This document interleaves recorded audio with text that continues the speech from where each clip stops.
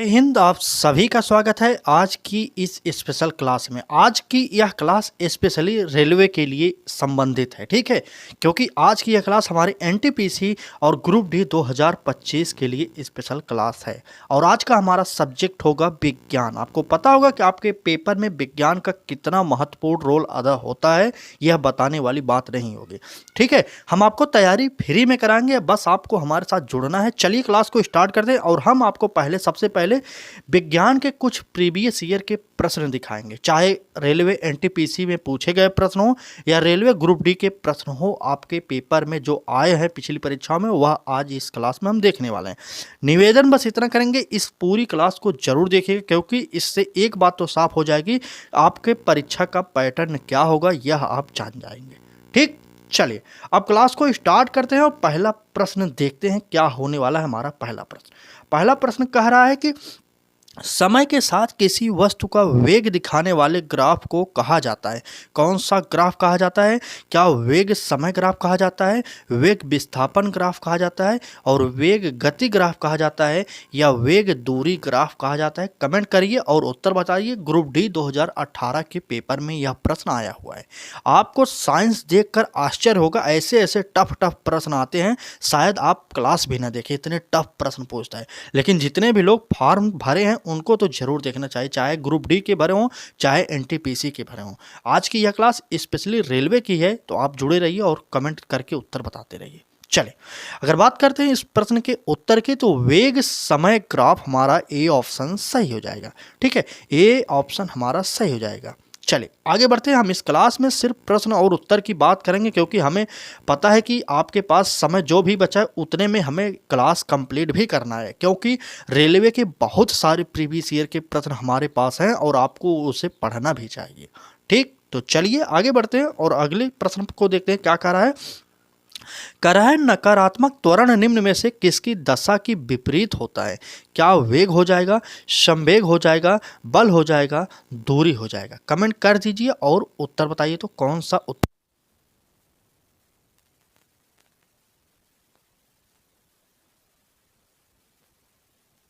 का जो उत्तर होगा हमारा ए ऑप्शन हो जाएगा, ठीक है। ए ऑप्शन वेग हमारा सही हो जाएगा। नकारात्मक त्वरण में निम्न में से किसकी दशा विपरीत होती है? तो वह हो जाएगा वेग, ठीक। चलिए आगे बढ़ते हैं। अगर आप हमारे चैनल पर पहली बार आए हैं तो आपसे एक ही निवेदन करेंगे, बस चैनल को सब्सक्राइब करिए और बेल आइकन को ऑन करिए, जिससे आपको नोटिफिकेशन मिलता रहे और आप फ्री में तैयारी कर सकें, ठीक है। तो चलिए आगे बढ़ते हैं और अगले प्रश्न को देखते हैं क्या कह रहा है हमारा अगले प्रश्न। कह रहा है यदि कोई वस्तु समान समय अंतराल में असमान दूरी तय करती है तो इसे खाली स्थान में क्या कहा जाता है, ठीक। कमेंट करिएगा। ये प्रश्न ग्रुप डी में पूछे हुए प्रश्न हैं, चाहे एनटीपीसी में हो, पूछे हुए प्रश्न है, ठीक है। चलिए बताइए, प्रश्न के अकॉर्डिंग उत्तर आप लोग कमेंट करिएगा।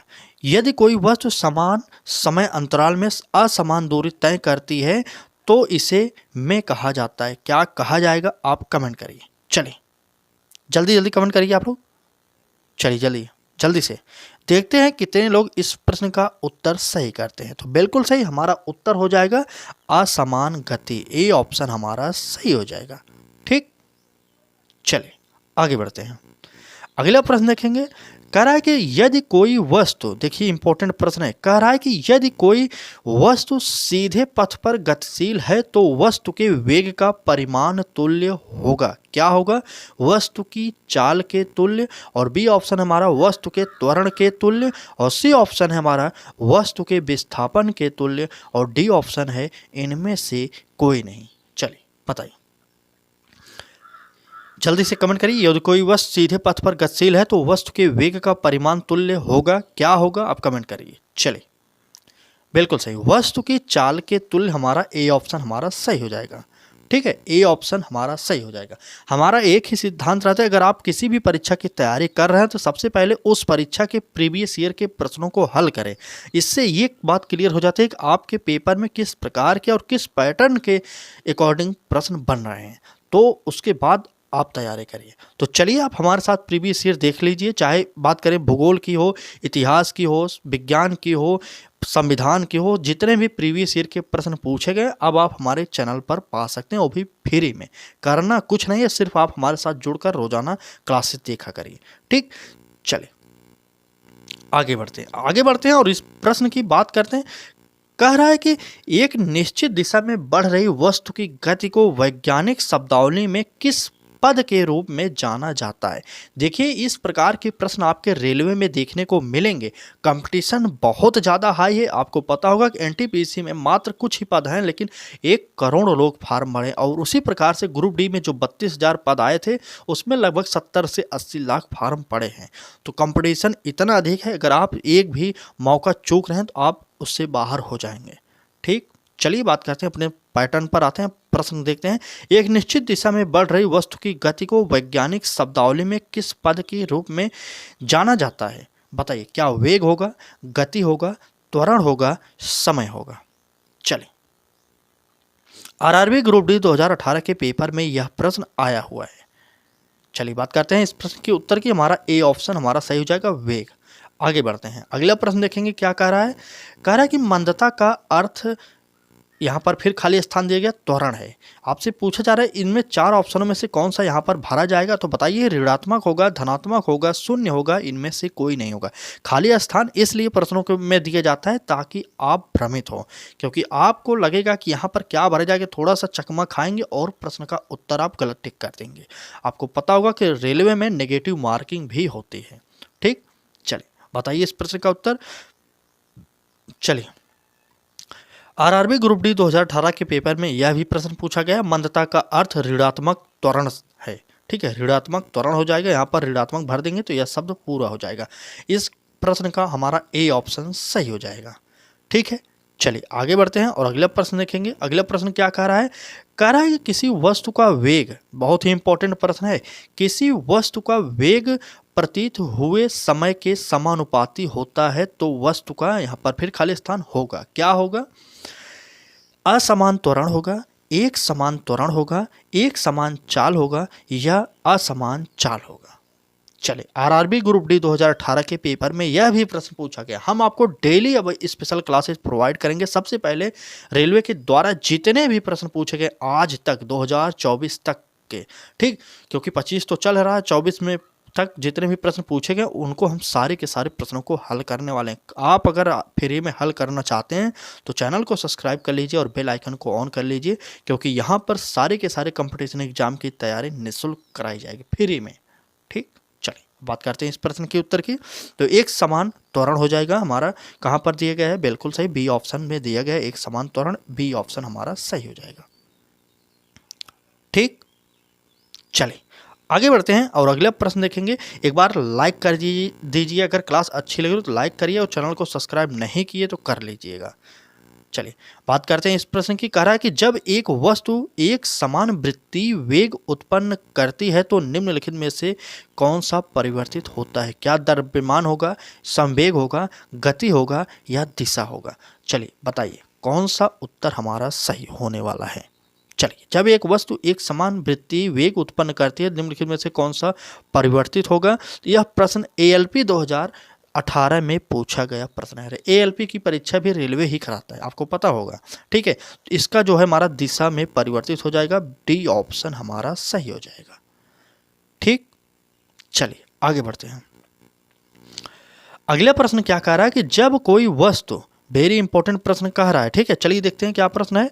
कह रहा है कि जब कोई वस्तु एक समान वृत्तीय गति से घूर्णन करती है तो प्रत्येक बिंदु पर इसका बदल जाता है। क्या बदल जाता है, आपको यहाँ पर भरना पड़ेगा। इस प्रकार के प्रश्न पूछे गए हैं। ग्रुप डी में 2018 का पेपर था, उसमें यह प्रश्न पूछा गया था।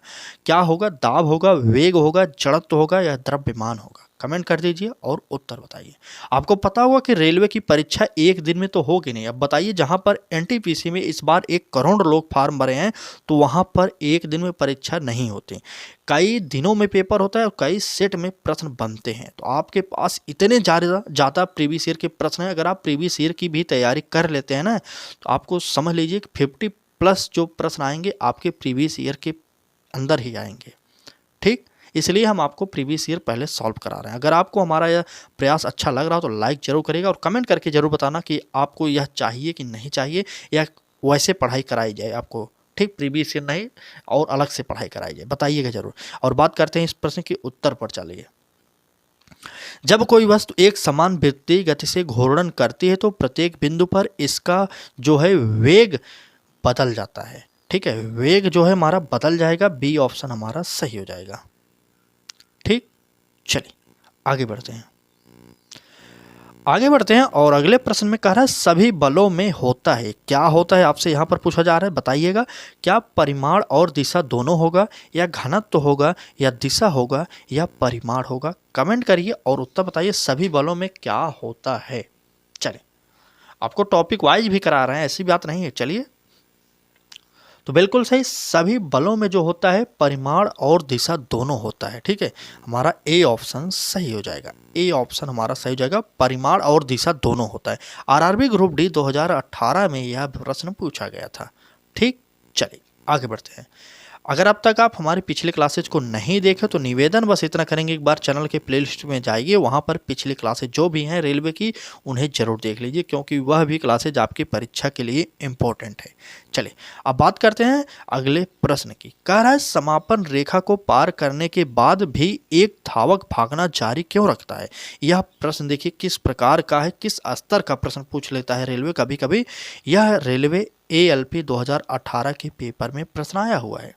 चले, अब बात करते हैं ऑप्शन की। ए ऑप्शन में कह रहा है उसके जूते और जमीन के मध्य घर्षण उसका रेखा से आगे बढ़ने का कारण बनता है। और बी ऑप्शन में कह रहा है गति की जड़ता उसे आगे बढ़ाती है। और सी ऑप्शन में कह रहा है स्थिरता की जड़ता उसे रोकने के लिए कुछ समय लेती है। और डी ऑप्शन कह रहा है वह यह सुनिश्चित करता है कि उसने रेखा को पार कर लिया है। चले, बताइए इस प्रश्न का उत्तर शायद आप न दे पाए, मुझे पता है कई लोग ऐसे होंगे जो इस प्रश्न का उत्तर नहीं दे सकते हैं, क्योंकि प्रश्न ही इतना टफ बनाया गया है, तो उसमें आपकी गलती नहीं है। चलिए बताइए, तो इस प्रश्न का उत्तर गति की जड़ता उसे आगे बढ़ा देती है, यह हमारा बी ऑप्शन में दिया गया, तो इसलिए हमारा बी ऑप्शन यहाँ पर सही हो जाएगा। ठीक है, गति की जड़ता उसे आगे बढ़ाती है, हमारा बी ऑप्शन सही कर देते हैं। चलिए आगे बढ़ेंगे और अगला प्रश्न देखने वाले हैं। क्या कह रहा है अगला प्रश्न हमारा, चलिए थोड़ा सा बड़ा कर लेंगे। चलिए बताइए, प्रश्न में कहा गया है कि गति के 3 नियम इनमें से किसके द्वारा प्रतिपादित किया गया? क्या अरस्तु, गैलीलियो, न्यूटन या एडिसन? आप अगर थोड़ा भी साइंस पढ़े होंगे तो आपको पता होगा कि गति का नियम किसने दिया था। और यह प्रश्न इतना सरल प्रश्न आरआरबी NTPC 2023 नहीं 21 के पेपर में पूछा गया। बिल्कुल सही, NTPC 2021 का यह प्रश्न है और हमारा उत्तर जो हो जाएगा न्यूटन हो जाएगा, क्योंकि गति के नियम न्यूटन ने दिए था। प्रथम नियम, द्वितीय नियम और तृतीय नियम, इन सारे जो नियमों की बात करेंगे हम आगे प्रश्नों के अकॉर्डिंग कर देंगे। ठीक है, आगे अभी हम बढ़ेंगे तो इससे संबंधित प्रश्न और हैं हमारी क्लास में। ठीक, चलिए आगे बढ़ते हैं। देखिए, हमने आपसे कहा था कि हम इस पर भी प्रश्न लाए हैं आगे। देखिए, कह रहा है कि प्रश्न में न्यूटन के नियम कणों के लिए अच्छे सिद्ध नहीं होते। किस लिए? विश्रांति पर, धीमे चलने पर, उच्च वेग के साथ चलने पर, प्रकाश के वेग के साथ तुलनीय वेग के में गति करने पर। बहुत ही इंपॉर्टेंट प्रश्न है, प्रकाश के वेग के साथ तुलनीय वेग में गति करने पर। उत्तर बता दीजिए एक बार, तो देखते हैं कितने लोग जल्दी से कमेंट करके उत्तर बता देते हैं। चलिए जल्दी कमेंट करिए जल्दी से। बिल्कुल सही, न्यूटन के नियम कणों के लिए अच्छे सिद्ध नहीं होते, तो हमारा उत्तर हो जाएगा प्रकाश के वेग के साथ तुलनीय वेग में गति करने पर। तो हमारा डी ऑप्शन यहाँ सही हो जाएगा। ठीक, डी ऑप्शन हमारा सही हो जाएगा। आगे बढ़ते हैं और अगले प्रश्न को देखते हैं। आज की इस क्लास में बस इतने ही प्रश्न थे। बाकी क्लास कैसी लगी कमेंट करके जरूर बता देना। अगर आपको भी फ्री में तैयारी करनी है रेलवे की किसी भी परीक्षा की, तो आप हमारे साथ जुड़ सकते हैं। करना कुछ नहीं है, सिर्फ आपको चैनल को सब्सक्राइब करके बेल आइकन को ऑन करना है। वो बाकी यूट्यूब खुद आपके पास जाएगा, बोलेगा भाई पढ़ लो यार, आपके पास समय है। ठीक, करना कुछ नहीं, सिर्फ सब्सक्राइब करिए और बेल आइकन को ऑन करिए और डेली हमारी क्लासेस को ज्वाइन करिए। सबसे पहले प्रीवियस ईयर को तैयार करिए, उसके बाद जो है हम अलग से स्पेशली पढ़ाई करने वाले हैं। इस बार आपकी एक सीट कन्फर्म है, आप बस हमारे साथ जुड़िए, बाकी आप खुद देखेंगे कि हम आपको किस प्रकार की तैयारी कराएंगे। ठीक, क्योंकि हम प्रीवियस ईयर इसलिए सिर्फ जल्दी जल्दी पढ़ रहे हैं ताकि आपको एक माइंड में याद हो जाए। प्रश्न याद कर लीजिए प्रीवियस ईयर का प्रश्न याद करना बहुत ही ज़रूरी है, क्योंकि इससे प्रश्न फिर से आएगा आपके एग्जाम में। ठीक है, तो चलिए आज की क्लास कैसी लगी कमेंट करके ज़रूर बता देना। कल फिर मिलेंगे एक नए क्लास के साथ, हमारे साथ जुड़ना ना भूलिएगा। तब तक के लिए धन्यवाद।